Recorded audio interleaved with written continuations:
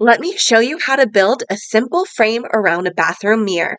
The bathroom mirror at my brother's house was glued to the wall, so we couldn't take it off. I've done a project like this before, so I wanted to share a video of how to do the same steps. Essentially, you're going to buy a piece of lattice, which is a thin piece of trim. You want to glue it to the sides of your mirror, or you can use a nail gun.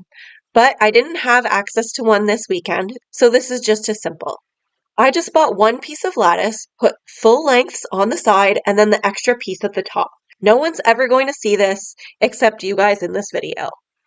I used a trim glue to stick it onto the wall and a bit of hot glue so it stuck in place immediately while my trim glue set.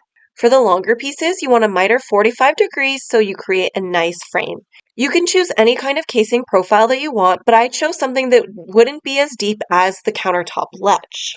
I did the same step to apply it using the trim glue and a bit of hot glue, but the first corner was giving me a bit of problems, so I tried taping it and holding it in place. Eventually, I had to go back and add another bead of hot glue while I waited for my trim glue to set. I attached this mirror frame completely using glue, but you can always use a nail gun if you have that on hand. Once you have all of your sides done, you want to wait until everything sets. My glue said that it took 10 minutes, but I waited a bit longer. From there, you can take some caulking and fill in any of the little seams along the edges and any seams along the sides as well. You can then go in and paint your mirror whichever color you want.